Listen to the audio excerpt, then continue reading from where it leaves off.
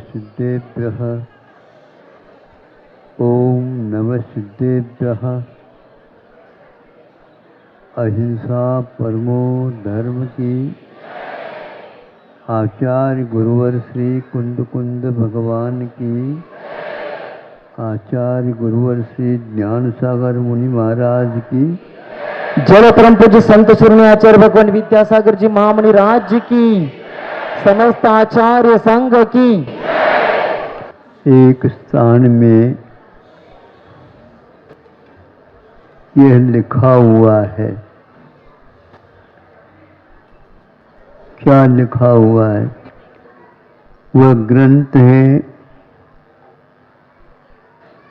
साधु सभी बातों से ऊपर उठकर जब संन्यास लेने को होता है, संन्यास में दीक्षा नहीं, संन्यास का अर्थ समाधि की साधना करना चाहता है, तो उसकी वातावरण कैसा बनना चाहिए इसके विषय में लिखा है। सर्वप्रथम उसके वास्तु के बारे में यह कहा है, जैसे गर्भालय होता है श्री जी के लिए, वैसे ही जहाँ पर छपक वो साधु रहता है वह रहे। फिर इसके उपरांत और कोई व्यक्ति वहाँ पर जब कभी भी आना जाना न करे। मंडप में उनके उपचारक मुनि महाराज भी रहते हैं। फिर इसके उपरांत आंगन की ओर हम आ जाते हैं। वहाँ पर 3-4 महाराजों को या 2 महाराजों को नियुक्त किया जाता है और उनसे ये कहा जाता है कोई भी यहाँ बोले नहीं। ऐसे कहने से कुछ नहीं होता, तर्जनी यूं लगाओ अपने आप ही समझ लेते हैं। आप बोलने से नहीं समझेंगे, आंखों थोड़े से खोल करके देख ले, अपने आप ही सभा शांत होती है। आधा घंटे से भी ज़्यादा समय से मैं सुन रहा था। हमने कहा ये आज वास्तु का कथन करना चाहिए। समाधि मुनि महाराजों की कैसी होती है। तो 1 उपवास, 2 उपवास 1 आहार, 3 उपवास 1 आहार, नहीं है तो बीच में पानी, 2 दिन पानी, फिर बाद में छाछ। इस ढंग से क्रम से करते करते करते जब हम शुद्ध पानी तक आ जाते हैं तो उस समय उनको संभालने के लिए बहुत व्यवस्था रखनी पड़ती है। और मुनि महाराज जो है ना, जो कोई भी हल्ला गुल्ला करता उसको उठा करके मंडप के बाहर ले जाते। ये क्यों? इसीलिए वो महाराज इतने कमजोर रहते हैं शरीर के अपेक्षा, भीतर तो उनके पास धैर्य पूरा है, संकल्प निर्दोष उनका चल रहा है, किंतु कानों में एक प्रकार से ध्वनि यदि जाती है तो ऐसे जैसे तीर के समान लगती है उनको। सुन रहे हो? काले बेटे गप्पा हमसे वो। इसलिए अब मैं देखता हूँ मंदिरों में जब जाते हैं, ये क्या बोल रहे हैं वही आप भगवान जाने। सोचो एक व्यक्ति कोई पूजन पढ़ता है तो सभी सभा उसके माध्यम से पूजन कर सकती है। ये आप लोगों के ऊपर आधारित है। नहीं है तो हमारी पूजन अलग है, इनकी पूजन अलग है, तो एक दूसरे के कानों तक वो पूजन की ध्वनि न जाए। ऐसा करते हैं तो एक मंदिर में 1000 व्यक्ति भी हो, वह अवश्य ही शांतिपूर्वक पूजन कर सकते हैं। कोई व्यक्ति पूजन तो कर ले, माला फेरना चाहता है, कोई व्यक्ति माला भी फेर ले, कुछ स्वाध्याय करना चाहता है, कोई व्यक्ति केवल भगवान का दर्शन करना चाहता है। इस प्रकार भिन्न भिन्न व्यक्ति समय निकाल करके आते हैं। उन सबका धर्म ध्यान हो, किंतु मंदिर एक है। अब क्या करें, उसमें भी जो है श्री जी मान लो एक ही हो, नहीं समझे। अब श्री जी अकेले हैं, कुछ कहते तो है ही नहीं वो। तो हमारा ये कर्तव्य है किसी को भी इसमें व्यवधान न हो। ऐसा बनाया जा सकता है, सोच लो। अभी तो आप लोगों के लिए बहुत लाउड स्पीकर की आवश्यकता पड़ रही थी, तो मैं हमारे यहाँ तो लाउड स्पीकर तो नहीं, साउंड स्पीकर है।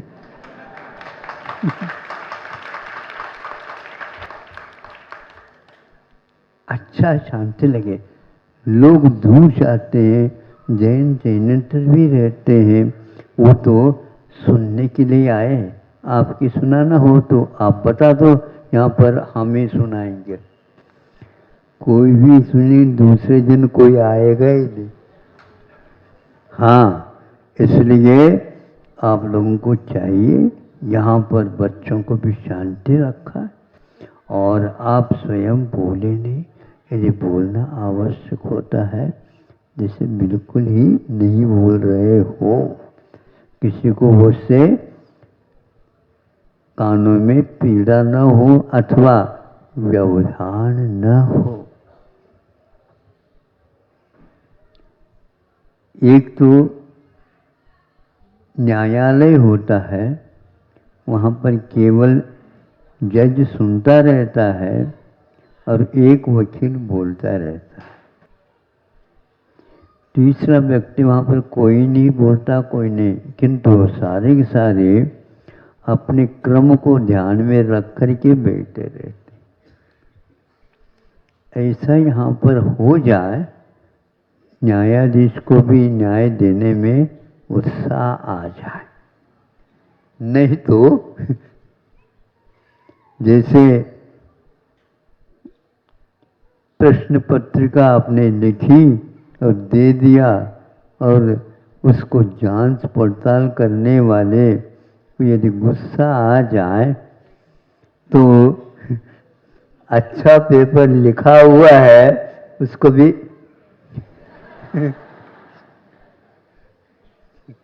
वो फट जाए, नहीं समझे। ऐसा होता है। यदि वह ठीक रखोगे, संभव है आधा नंबर ज़्यादा भी मिल जाए।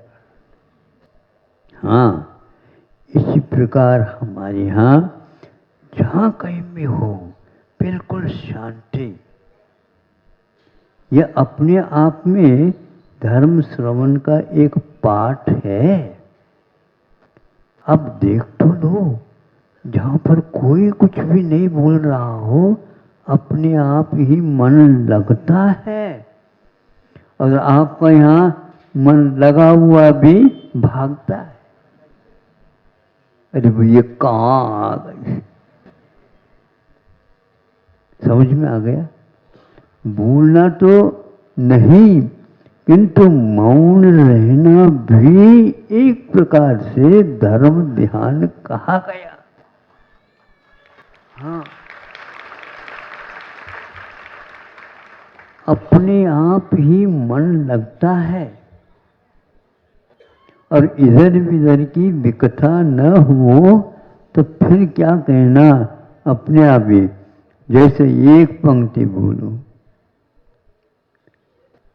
राजा राणा छत्रपति, बस आगे बोलने की कोई आवश्यकता नहीं, अपने आप ही छत्रपति सामने आ जाता।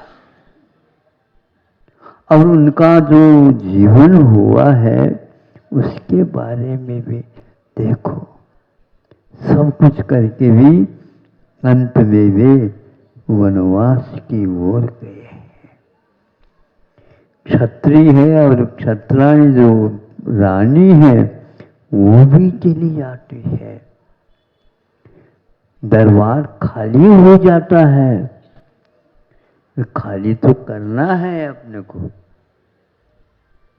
शांत रहो। जितनी शांति रात में होती है, और पशु पक्षी भी वो कभी बोलते नहीं, यदि बोलते हैं तो एकाध दहाड़ने वाला शेर होता है, बाकी सब शांत, कोई नहीं बोलता। इस प्रकार का वातावरण तैयार होता है, तो अपने आप जो क्षपक है, जो संन्यास लिया है, उसको भी शांति मिलती है। और यहाँ तक कहा है कि कोई भी मौन रहता है तो उसका भी अन्य जीवों के ऊपर प्रभाव पड़ता है। वकील लोग बहुत सारे पॉइंट्स देते रहते हैं, नहीं समझे, कभी शुद्ध होने के लिए या उत्तेजित करने के लिए बोलते भी हैं। न्यायाधीश न्यायालय में बोलते ही नहीं, अंत में कह दिया जाता है तारीख आपको ये दी जा रही है, घोषणा सुरक्षित है, उस दिन मैं आऊं इसका कोई नियम नहीं। अब वह भी दूसरे के माध्यम से कहलवा देंगे। ऐसा वातावरण आप बनाएंगे, निश्चित रूप से उसके लाभ लेने के लिए कई लोग लालायित रहेंगे। अपने मंदिर में आप जिस समय पूजन करते हैं, अभिषेक करते हैं, उस समय मौन वातावरण बना रहना चाहिए।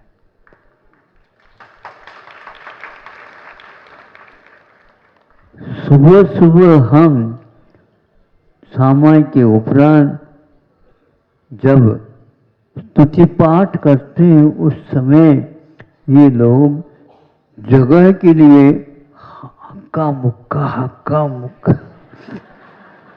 करते रहते हैं। हमने कहा संघर्ष का काल आ गया।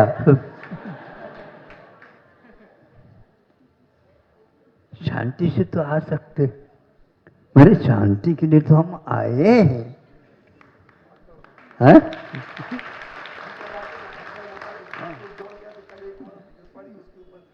क्या करें, छोटे बच्चे रहते हैं, गिर गए, कमर में गड़बड़ी हो गई, हाथ टूट गया, पैर टूट गया, नहीं समझे। अब मान लो उम्र ज्यादा है तो क्या होगा उसका। पर आज उस समय हमें कुछ दिखता भी नहीं और सोचता ही नहीं, हमें समझ में ही नहीं आता। मैं सोचता हूं, मुझे भी समझ में नहीं आता आप लोग क्यों है?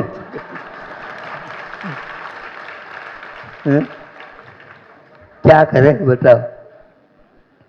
मैं अवश्य संकेत बीच बीच में देता रहता हूं, लेकिन आप नए नए आते हैं और नए नए स्लेट और पढ़ता लेकर के सिखाओ इनको।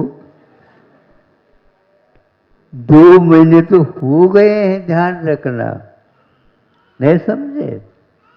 और 2 महीने तो बहुत जल्दी होने वाले हैं, बहुत छोटे दिन हो रहे हैं। अब देखो 12वें महाराज यहाँ पर नहीं मिल पाएंगे, कुछ समय के लिए आए हैं। अब आप लोग अवश्य जहां कहीं भी जाएं, उस समय दूसरे को हमारी बातों से व्यवधान ना हो, शांत रहो। यह प्रशिक्षण घर में भी बच्चों को दो। घर भी है तो ऐसा थोड़ी है कि वो एकदम मंडी बना दो उसको। हाँ, बोलू नका।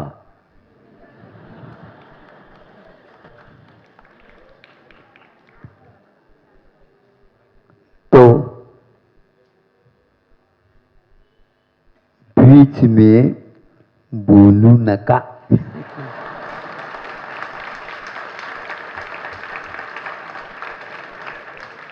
ठीक है ना, बात वही है, लेकिन बोलने की बात है। बीच में बोलू नका। मदिका तो सरे। हाँ, बीच में कहा क्यों आते वो? बीच में कहाँ गए? जैसे अंतराय होता है तो छोड़ा जाता बाल बाल वगैरह, उसी प्रकार आप लोग बीच में बोलेंगे तो वह एक प्रकार से अंतराय होता।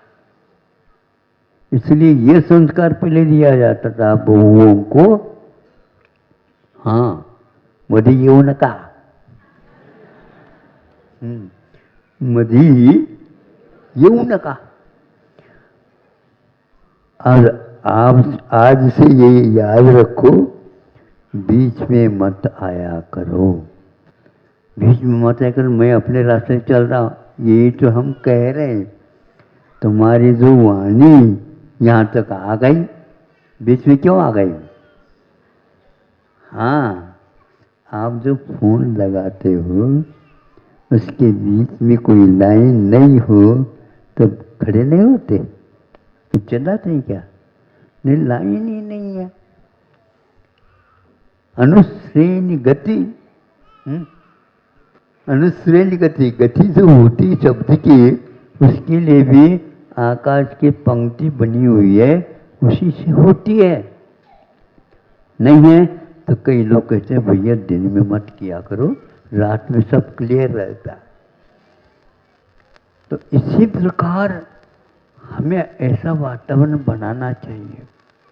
रोगी और रोग रहते हैं, उनके लिए भी सिर दर्द हो सकता है, नींद उनको नहीं आ रही है, और आप इस प्रकार हावल्ला करोगे तो क्या होगा? इसलिए शहर छोड़ छोड़ करके कुछ लोग बाहर अपने फार्म बना लेते हैं केवल इसी एक उद्देश्य को लेकर के। ऐसा मत करो। आप रह रहे हैं तो दूसरे भी रह रहे हैं, आप अपने मकान में रहो, लेकिन आप तेज आवाज के साथ रेडियो बजाने लग जाओ, ढोल ढमक्का, फिर देख लो पुलिस आएगी आपके यहाँ। क्यों? अनुमति मिली है? नहीं। नहीं, चलो सब जितने भी हैं चीजें लेकर चलो, जब्त करो लिया। क्या कहा? जब्त करो लिया। इन सब वस्तुओं का जब्त कर दो। हाँ, ये सब संयम है। और जैन समाज में संयम की व्याख्या तो बहुत लंबी चौड़ी होती है। उगच उगच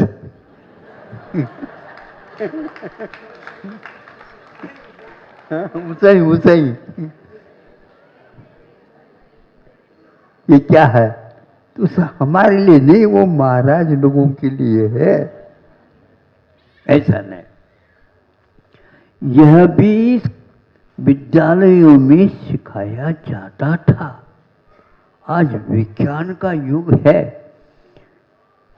खूब बोलो नहीं। गद्य लेख और पद्य का लेख बहुत अंतर है। गद्य को पढ़ लिया बहुत अच्छा है, लेकिन उसमें कभी एक बार और सुनाओ नहीं कहा जाता। और 2-3 पंक्ति है तो एक बार सुना दिया, हाँ एक बार और सुना दो, एक बार और सुना दो। जितनी बार सुने उतनी बार और सुनने की भावना होती है। अच्छे अच्छे विद्वान भी उन पंक्तियों में रमने लग जाते हैं। ऐसी कविता हुआ करती। ऐसे ही संस्कार दिए जाते हैं जिससे बहुत बड़ी बड़ी समस्याएं समाप्त हो जाती है। समय आपका हो गया है। मैं सोच रहा था, क्योंकि बहुत जोर जोर से बोलियां हो रही हैं, हमें तो यहीं पर सुनना है, लेकिन सुनते सुनते सोचने लगा ये लोग कैसे सहन करते हैं कानों से। नहीं महाराज, अपने आप सुनने में वह अभ्यास हो जाता है। बच्चों को अभ्यास अच्छे ढंग का कराए करो और स्वयं में इस प्रकार के अभ्यास से दूर रहा करो। अभ्यास हो जाता है, काम चलता रहता है, लेकिन ये स्वास्थ्य के लिए भी ठीक नहीं बताया है। तो ज्यादा बोलता बोलता बोलता फिर बाद में वो तो ज्यादा ही बोल गए। क्या इसका अर्थ हुआ? मतलब अच्छा नहीं बोला। पेट भरने को होता है, उससे पहले ही वार्निंग घंटे लगने चाहिए, नहीं चल जाता। फिर रात में आप सो नहीं सकोगे, दूसरे को सोने भी नहीं दोगे, क्योंकि पेट में वो सब काम करने लग जाता। शांति के साथ विज्ञान ने भी कहा, और हमारे यहाँ बोलने वाला भोजन नहीं कर सकता, भोजन करने वाला बोल नहीं सकता।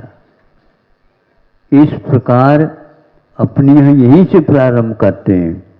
अष्टमी है, चतुर्दशी है, एकादशी के दिन है।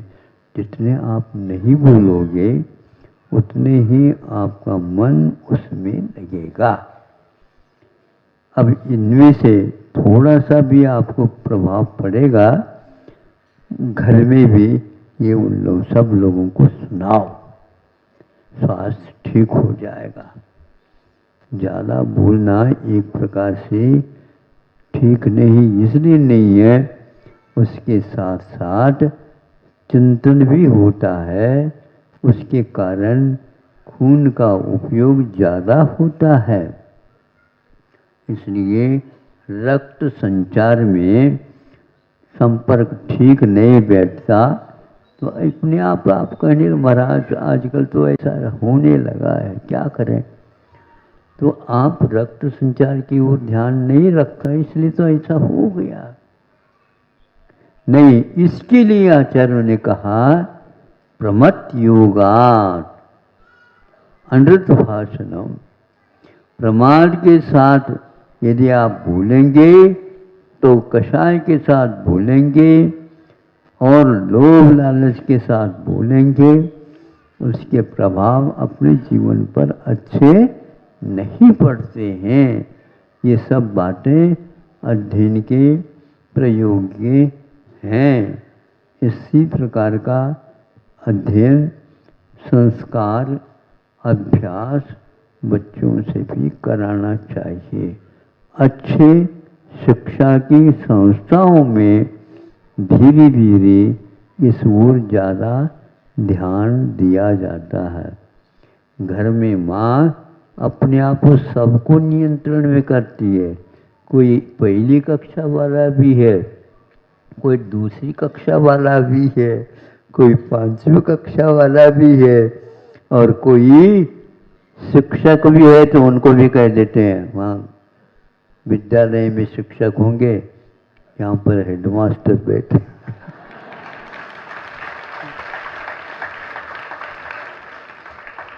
चौके में कोई आ नहीं सकता, है कोई अलग नहीं। सुनने में आया? तो राष्ट्रपति होगा भवन में, बाहर होगा, हे तो चालायचं नाही।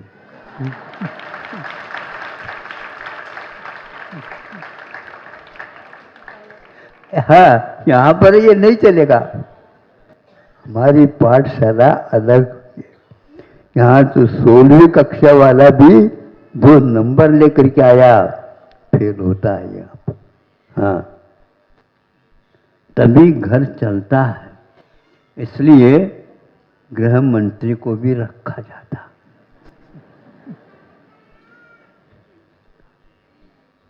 कैसा लग रहा बताओ मुझे? गृह मंत्री, आप प्रधानमंत्री बने हो, लेकिन गृह मंत्री घर के मंत्री जो होता है सब चला देता। हाँ, एक भी यदि मत कम हुआ,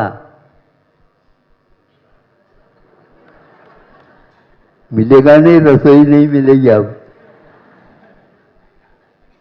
ऐसे गृह मंत्री होना चाहिए। बाहर प्रधानमंत्री नहीं भी होगा चल जाएगा, बिल्कुल चलता है, इसमें क्या बात। हम इससे उल्लंघन करते हैं इसका, इसलिए ऐसा होता है।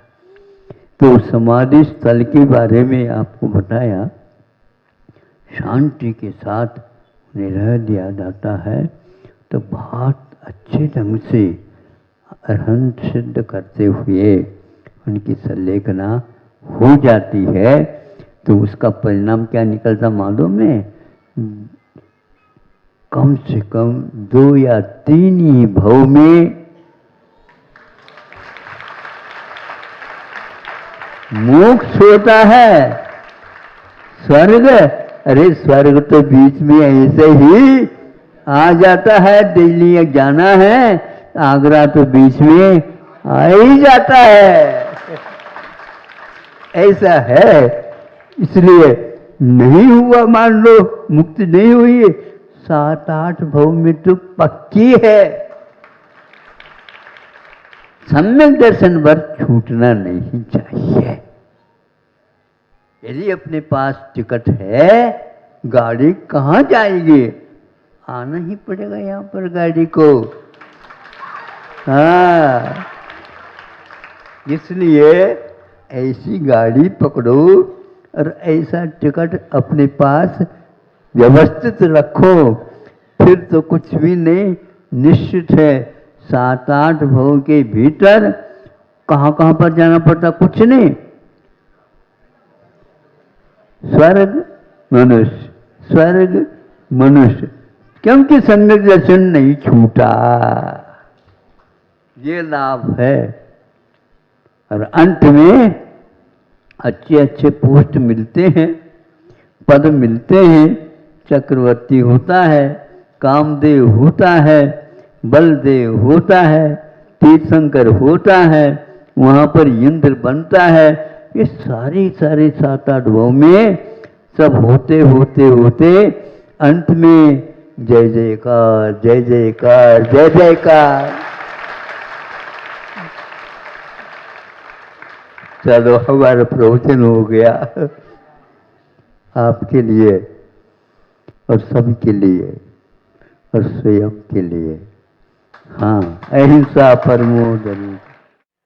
कैरम खेलते समय अपने पीस को अपनी ओर ले आना और दूसरे के पीस को कोने में धकेल देना। हाथ से नहीं, जो हाथ में मिली स्ट्राइक उसके मन टाइगर जिसको बोलते हैं, उस प्रकार कर रहे हैं। बाद में अब तो मैं बोल सकता हूं, हाँ बोल सकते हो। अब ये क्या कर रहे थे?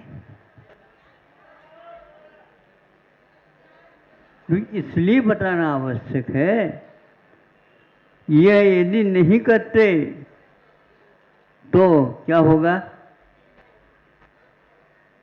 कोई भोजन के लिए आएगा, भूख लगी है, और यदि मान लो उसके दांत में थोड़ा सा सीनियर हो गए हो, चबा दे तो क्या होगा? गिर जाएगा। क्योंकि चावल और दाल तो है, लेकिन उसके साथ साथ छोटे छोटे कंकर भी हैं, और वो कंकर भी दुकानदार की कृपा है, वो उसी तोल के, नाप के, तोल के किए हुए रहते, उसमें मिला देते, ताकि वो चावल के साथ उसकी भी कीमत आ जाए। उससे बचाना अनिवार्य था। महाराज जी ये तो बताएंगे, इसलिए हमने सोचा तुम लोग जाकर के आ जाओ, फिर बाद में हम कहेंगे। महाराज जी ने दोनों के लिए उपदेश दिया है। उन्होंने कहा है, जो कोई भी आप भोजन बनाते हो उसमें किससे बचना है, जिससे बचना है उसको बाहर भी निकालना है। वहीं पर एक रख दोगे तो मिल भी सकते हो पुनः। इसलिए मैं ये ध्यान से काम कर रही थी। हाँ, कल तो हम भी गए थे, और महाराज ने यही बात कही थी। क्या बात कही थी?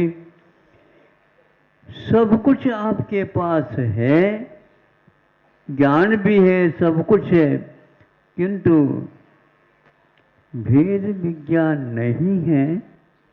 तो अरे दोष को दोष तो समझो, और गुण को गुण समझो। गुण को लेते हो तो दोष को फटकार दो। आप दोष को तो रख रहे हो और गुण को फटकार रहे हो।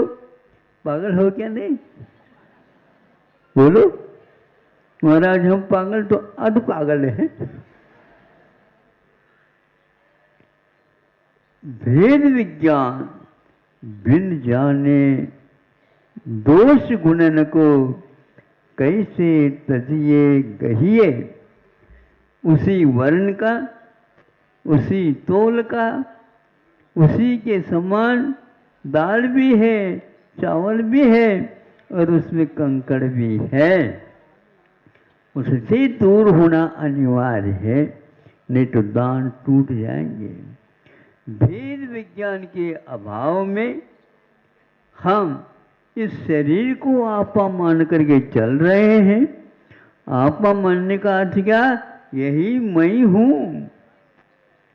अथवा इससे ऊपर उठ गए, ये मेरा है, ये मैं हूं।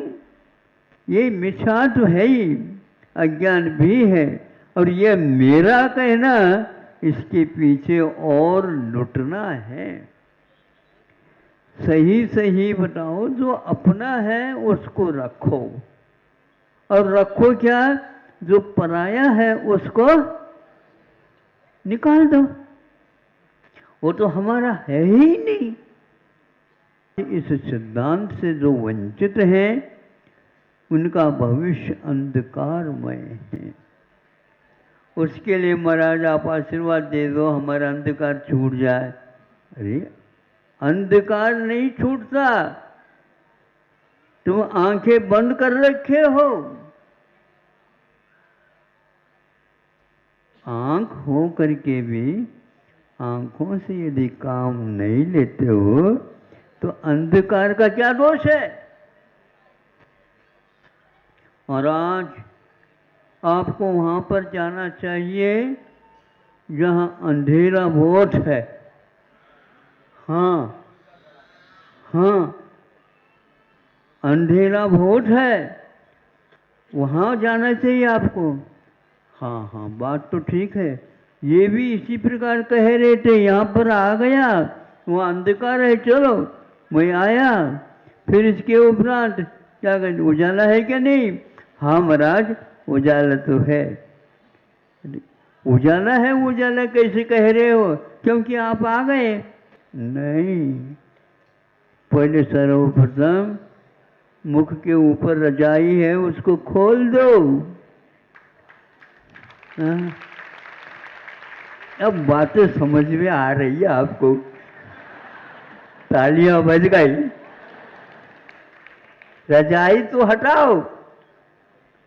हाँ महाराज, कुछ दिख नहीं रहा, अब उजाला कर दो। हाँ, कर तो लेंगे। दिख नहीं रहा है क्या? देख नहीं रहे हो? बोलो, देख नहीं रहे, आंखें खोल दो।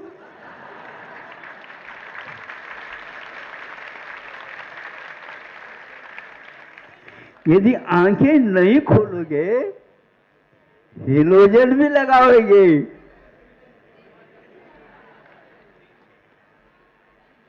इसलिए जिसको भेद विज्ञान होता है वह थोड़ा सा अंधेरा भी हो तो भी पगडंडी को चलता है, चल सकता है। यह अभ्यास का क्रम है। एक दिन आज देख करके आ गए, दूसरे दिन वहां पर जाओगे, जल्दी आ जाएंगे, भैया कल तो बहुत दूर लग रहा था। हाँ, आज क्यों नहीं लग रहा है? क्योंकि एक दिन का अभ्यास हो चुका है। कल और आओगे, कल परसों और आओगे, तो और आओगे, आते रहोगे तो फिर तो ज्यादा दूर तो है ही नहीं। ये केवल समझ रखा है, बहुत मुक्ति बहुत दूर है। मुक्ति दूर नहीं है, भुक्ति जो भोजन है उसकी ओर पीठ कर दो। हाँ, वहां जाना है, वहां जाना है, वहां जाना, वहां तो तब जाओगे, यहां छोड़ोगे? बोलो। हाँ, तो इसलिए जो व्यक्ति उस महिला की भांति जो उपादेय है उसको ग्रहण कर रही है और दोष मुक्त है उसको बाहर निकाल रही है, इस भेद विज्ञान के बिना आप लोगों के जीवन में धर्म नहीं आ पाएगा। यही भगवान का कहना था, यही उनके अनुसार चल करके जो अपने कल्याण कर गए आचार्य, उपाध्याय और साधु आदि, ये परंपरा आज तक हम लोगों को उठाने के लिए बार बार, अब तो सब उजाला हो चुका है, अब आंखें खोलने की देरी है। फिर भी आंखें मलते हुए बच्चे उठते उठते भी पुनः सो जाते हैं, तो माँ पिता समझते भैया हमें तो अपना काम करना कर दो, फिर भी वो सोता रहता है। जब विद्यालय की घंटी लग जाती है उस समय उठ जाता हो। अब क्या करोगे बताओ? इसलिए अपने समय पर अपना काम कर्तव्य करने योग्य किया करो और भेद विज्ञान के माध्यम से यह जो मित्र है इसको मित्र मान करके चलाओ। मित्र जो होता है वह घर का सदस्य नहीं होता, और जो घर का सदस्य होता है वह दूसरे की ओर ही देख रहा है। चलेगा कैसे? ऐसे कोई दुकानदार को देखा आपने जो वह दुकान तो खोल लेता है और दूसरे की दुकान पर जाकर ये बातें करता रहता है। वो हंसते रहेंगे, दुनिया उसके ऊपर हंसेगी। हाँ, लगभग आप भी ऐसे ही कर रहे हैं। दूसरे के बारे में तो बहुत जमाकार चल रहा है यहाँ पर, अपने बारे में कुछ नहीं। वेद विज्ञान दोष को निकालने के लिए है और गुण को ग्रहण करके उनको मांझने की आवश्यकता है।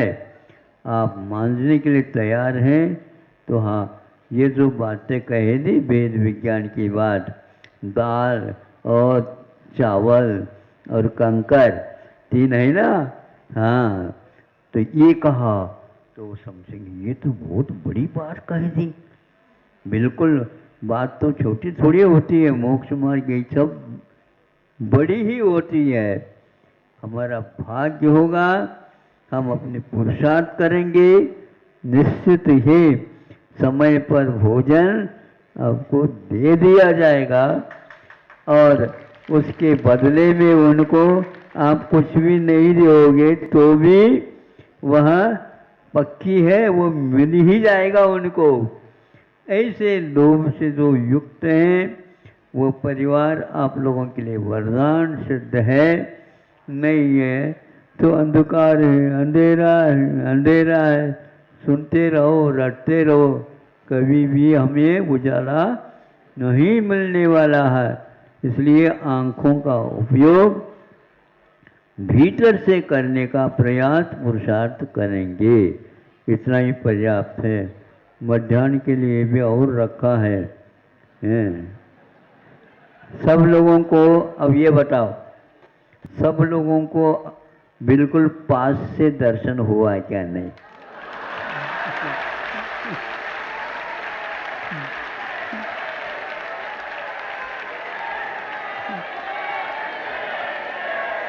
हाँ, ऐसा प्रभु धर्म की 10 प्राण होते हैं, मनुष्य के पास 10 पूरे रहते हैं। इसके उपरांत 11वां प्राण अन्न माना जाता है और उसको लाने के लिए 12वां प्राण धन माना जाता है। लेकिन 12वां प्राण इतना कमजोर है, वह बहुत सारा धन देने के उपरांत एक मुट्ठी चावल भी, चना भी नहीं मिलता, ऐसा भी समय आ सकता है। जब पूर्ण काल हो जाएगा यह पंचम, तब प्रलय का काल आता, ये भी बताया है। प्रलय का अर्थ सब कुछ समाप्त कर देना है। फिर भी संसारी प्राणी आज तक इन प्राणों के माध्यम से जीता आया है। इसके लिए अन्न के बिना चलता नहीं, यह केवल मनुष्य और तिरंचों की अपेक्षा से कहा। देवों के पास यह राशन अमृत के रूप में मिलता है और वह भी ऐसे नहीं कि जब कभी भी अमृत खाते रहो या पीते रहो, बरसों के बाद एक बार। और श्वास भी लेना इसके लिए अनिवार्य, श्वासोश्वास प्राण है। बड़ा विचित्र है, आप सो जाते हैं, कुछ पता नहीं रहता कौन क्या आता है जाता है, फिर भी आप प्राण श्वासोश्वास लेते रहते हैं और क्या करते हैं, छोड़ते भी हैं।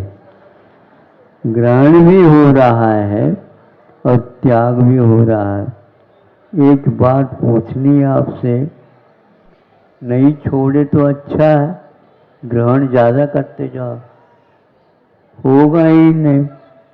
छोड़ा हुआ जब तक अपान वायु को छोड़ोगे नहीं, तब तक प्राण वायु को ग्रहण कर नहीं सकते।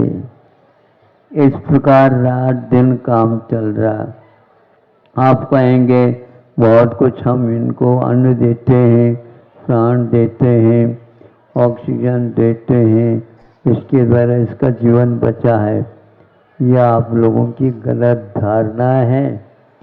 किसी को किसी के माध्यम से इस प्रकार जीवित रखा नहीं जाता। फिर भी उपचार से व्यवहार में कहा जाता है कि दान भी आवश्यक होता है। छोटी सी बात है, किंतु आप लोग जीवन पर्यंत याद रखेंगे। एक मूर्ति बना गई थी और मूर्ति बहुत सुंदर बनी थी। एक शिल्पी ने आकर के कहा इसकी प्रतिष्ठा कब होनी है? होने ही वाली है सामने सामने तिथि में। लेकिन ये मूर्ति, मंदिर तो बहुत सुंदर बना है, मूर्ति भी बहुत सुंदर है, लेकिन यह मूर्ति निर्दोष नहीं है, सदोष है। क्या कह रहे हो? हाँ, किस आधार पर कह रहे हो? हम पूछना चाहते तो पूछ लो, तो हम बता दें। बता दो आपको क्या है इसमें दोष। ऐसा कर लो, इस मूर्ति को फोड़ो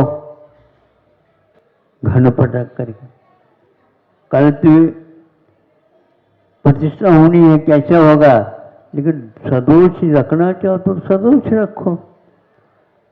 उसके कहने से, तुम्हारे कहने से हम फोड़ रहे हैं, बना करके देने होगा। हाँ ठीक है। तोड़ा, एकदम उसमें से एक मेंढक कूद गई, दो छोटे मेंढक कूद गए। देखा उसमें पानी भरा हुआ था। पत्थर में पहले उसको तराश करके मूर्ति बनाया गया। मूर्ति के भीतर वो प्राणी रह रहे हैं।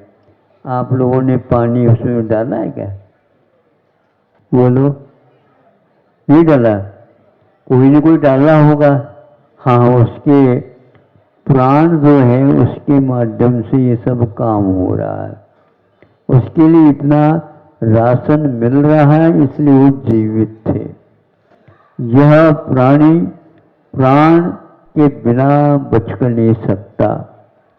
इसलिए जब तक आप इन प्राणों की रक्षा करेंगे तो इस जीव की रक्षा होगी।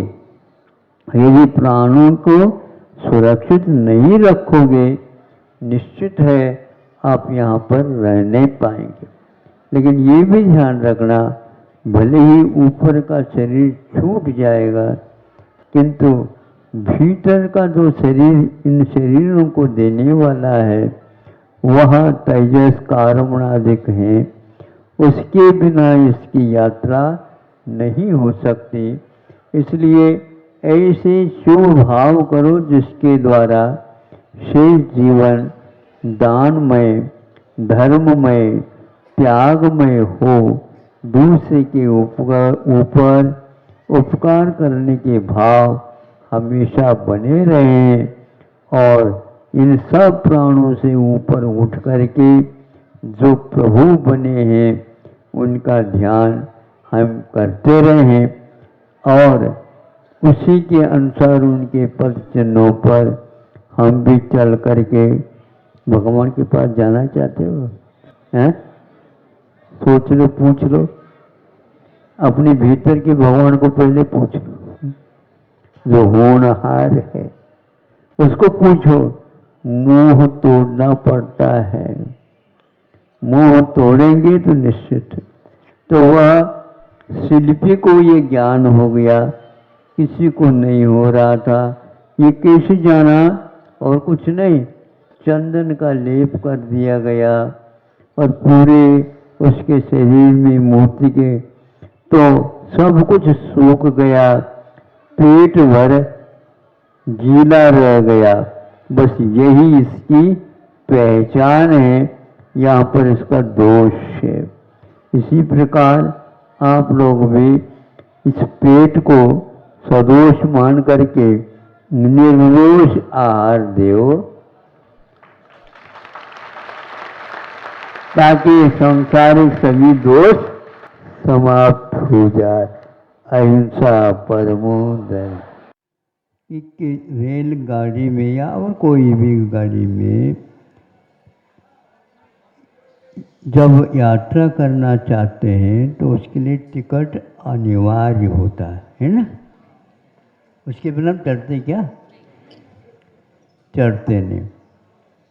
किंतु उसके साथ साथ जब भीड़ ज़्यादा हो जाती है तो हम व्यवस्थित कैसे चलें, यात्रा करें, उसके लिए एक रिजर्वेशन भी होता है। ये भी ठीक है। अब रिजर्वेशन को आप टिकट मानते हो क्या? रिजर्वेशन यदि हो गया तो टिकट लेने की क्या आवश्यकता है? नहीं, टिकट लेने के उपरांत भी भीड़ से यदि बचना चाहते हैं, आराम के साथ चलना चाहते तो रिजर्वेशन अनिवार्य है। उसी प्रकार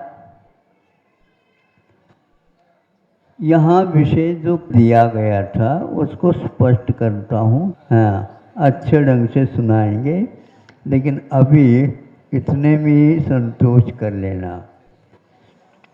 तो वह यह है कि अकेला सम्यक दर्शन तो हो सकता है और होता है,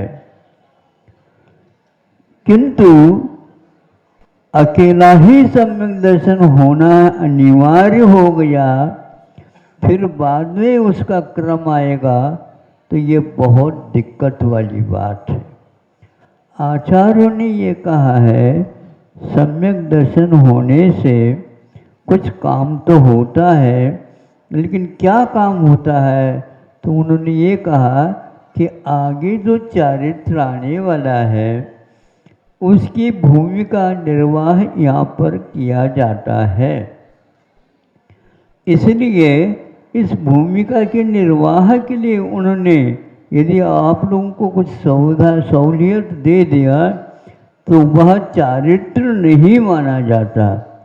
किंतु आज अच्छे अच्छे पढ़े लिखे कि चतुर्थ आदि गुणस्थान में चारित्र को छूते भी नहीं, किंतु वह मोक्ष मार्गी बनना चाहते हैं।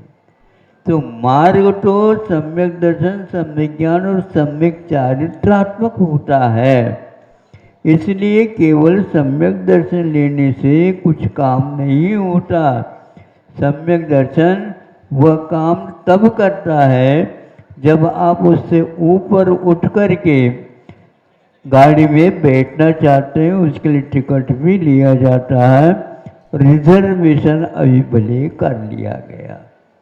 रिजर्वेशन को जिस प्रकार टिकट नहीं मानते, उसी प्रकार अविरक्त सम्यक दृष्टि को मोक्ष मार्ग नहीं मान सकते। उम्मीदवार है और लेटिंग लिस्ट क्या बोलते हैं आप लोग? प्रतीक्षा करो, वेटिंग करो, लेकिन लेटो नहीं। हाँ, वो कभी भी गाड़ी आ जाए तैयार हो गए तो मिल जाएगा, लेकिन यह आवश्यक है। तो बिना चारित्र का आज कुछ यात्री यात्रा करना चाहते हैं, हम तो समझते हैं उनका भाग्य फूटा है। इसलिए फूटा है, सब लोगों के सामने कान पकड़ करके स्टेशन के ऊपर उठक बैठक किया जाता है, कराया जाता है। फिर इसके उपरांत उसको वहाँ से पहले भगाया जाता है। मोक्ष मार्ग की चर्चा यदि करना चाहते हो, मौन बैठ करके आप सुनो, उसके लिए अलग पूंजी की आवश्यकता है। किंतु फिर भी आज एक और ऐसा अवसर मिला है कि ध्यान लगाना अनिवार्य है। मोक्ष मार्ग में जो है रहता है वह ध्यान लगाता है, तो वह मोक्ष मार्ग दो प्रकार के, एक व्यवहार और एक निश्चय, एक भेद और एक अभेद, ऐसे आचार्यों ने भेद किए हैं। इन दोनों मार्गों का लाभ कब होता है? तो ध्यान लगाने से। तो वह अविरत समदृष्टि होकर के ध्यान लगाना चाहते हैं। ये भी उनका अर्थ को नहीं समझने का ही एकमात्र परिणाम है, क्योंकि दुविहंपि मोक्ष मग्गे ध्याने पाउण जब मुनि नीमा, ये कहा तो वह नियामक हो जाता है। ध्यान के काल में मुनि महाराज को दोनों प्रकार के मोक्ष मार्ग होते हैं, और यह अविरत समदृष्टि हो करके सभी कपड़ों में लदे हुए हैं और ध्यान की मुद्रा बना करके कुछ किताब वगैरह आते हमारे पास विज्ञापन के लिए। तब हम सोचते हैं देखो इन लोगों ने क्या किया। उसका नतीजा हम बताना चाह रहे हैं। मुनि के स्थान पर गुणी शब्द का प्रयोग किया, तब हमने कान पकड़ा, हे भगवान ये क्या हो रहा है। और बहुत लोग उसके समर्थन के लिए खड़े हो गए हैं। उसमें यदि आप भी है तो उनको भी, आपको भी इसी बात का शिक्षण लेना होगा। गुणी इसलिए कहा है कि चतुर्थादि गुणस्थान में मोक्ष मार्ग हो जाए। अविरत दशा में चारित्र है हमारे पास, इसकी सिद्धि के लिए मुनि इस शब्द को हटा करके गुणी ऐसा शब्द दिया गया है। ऐसे साहित्य से आप लोग बचिएगा। यदि नहीं बचेंगे तो आप भी अपराधी सिद्ध होंगे। इसलिए कल जो कहा था वह केवल सम्यक दर्शन के लिए नहीं कहा था, उसके साथ साथ 8 अंगों का भी समावेश उसमें होता है। उसके द्वारा क्या होता है तो उन्होंने कहा इसको हम सम्यक आचरण चारित्र मानते हैं, किंतु इसको संयम अथवा संयम नहीं कहेंगे। ये भी सर्वघाती है।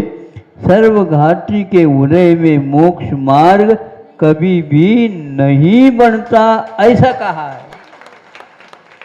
ये कहना नहीं हुआ, इसलिए कहीं ऐसा ना हो। अहिंसा परमो धर्म की जय।